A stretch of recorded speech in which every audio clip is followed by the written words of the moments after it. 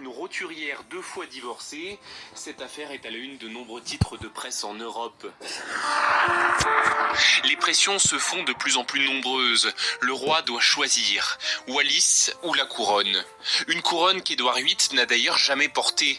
La cérémonie du sacre était prévue quelques mois plus tard. Le roi prend finalement sa décision. Le 8 décembre 1936, il signe l'acte d'abdication. 3 jours plus tard, le 11 décembre à 22h, au château de Windsor, Édouard VIII s'apprête à prendre la parole. La BBC a installé un micro sur une table en bois. Il a les mains jointes, il est tendu. John Retz, le directeur de la BBC, le présente. This is Windsor Castle. His Royal Highness Prince Edward. Ici, le château de Windsor, son Altesse royale, le prince Édouard. At long last, I am able to say a few words of my own. Enfin, il m'est possible de dire quelques mots personnels. Il y a quelques heures, j'ai accompli mon dernier devoir de roi et d'empereur, et à présent que me succède mon frère, le duc d'York, mes premiers mots doivent proclamer mon allégeance envers lui. Je le fais de tout cœur. My first words must be to declare my allegiance to him.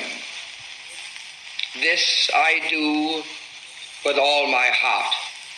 You all know the reasons. Vous connaissez tous les raisons qui m'ont poussé à renoncer au trône.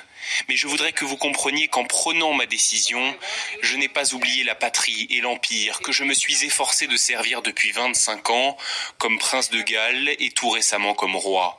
Mais vous devez me croire si je vous dis que j'ai constaté l'impossibilité de porter le lourd fardeau des responsabilités et de m'acquitter de mes devoirs de roi comme je le désirais, sans le concours et le soutien de la femme que j'aime.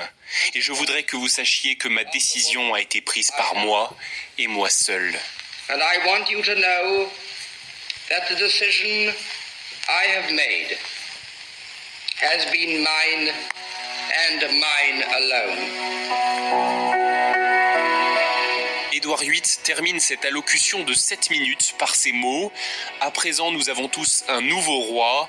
De tout cœur, je lui souhaite, et à vous, son peuple, bonheur et prospérité. Dieu vous bénisse tous. Vive le roi. Le roi, vous l'avez compris, c'est donc son frère, Albert, surnommé Bertie, le duc d'York, qui prend le nom de George VI. Après avoir abdiqué, Édouard, lui, reçoit le titre de duc de Windsor. Et il vient s'installer en France, où il épouse Wallis Simpson le 3 juin 1937. La cérémonie a lieu au château de Candé, près de Tours. Je suis très ému. Ce qu'il faut savoir, c'est que cette histoire d'amour, qui paraît si romantique, ne l'est pas tant que ça. En fait, Wallis n'est pas amoureuse d'Édouard VIII. Écoutez les explications d'Isabelle Rivert, journaliste et auteure, spécialiste de l'histoire des familles royales, interrogée dans l'émission Au cœur de l'histoire.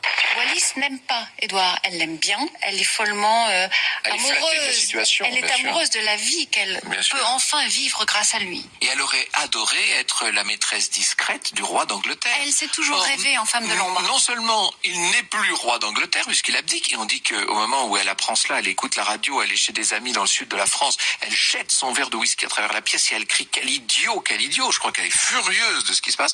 Mais non seulement il n'est plus roi d'Angleterre, mais maintenant il va falloir qu'elle devienne son épouse et qu'elle l'épouse, qu'elle le supporte, si je puis dire, au quotidien. C'est elle une autre se sait affaire. désormais contrainte d'épouser cet homme qui a tant sacrifié pour elle. Il a renoncé à la couronne d'Angleterre, on peut pas imaginer plus, ça n'existe pas. Incroyable mais vrai, elle se retrouve obligée d'épouser Édouard VIII. Et oui, cette histoire n'est pas une fiction romantique, mais la réalité. Et dans cette même quête de vérité, il faut dire aussi que le couple avait une certaine sympathie, ou tout du moins de la complaisance pour le régime nazi. Quelques mois après leur mariage, Édouard et Wallis ont d'ailleurs rencontré Adolf Hitler en Allemagne. Le 28 mai 1972, le duc de Windsor meurt dans sa résidence à Paris. Il avait 77 ans.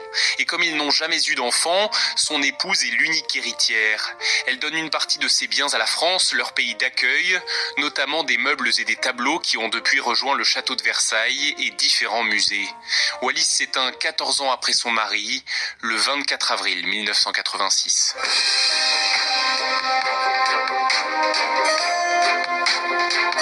Merci d'avoir écouté cet épisode.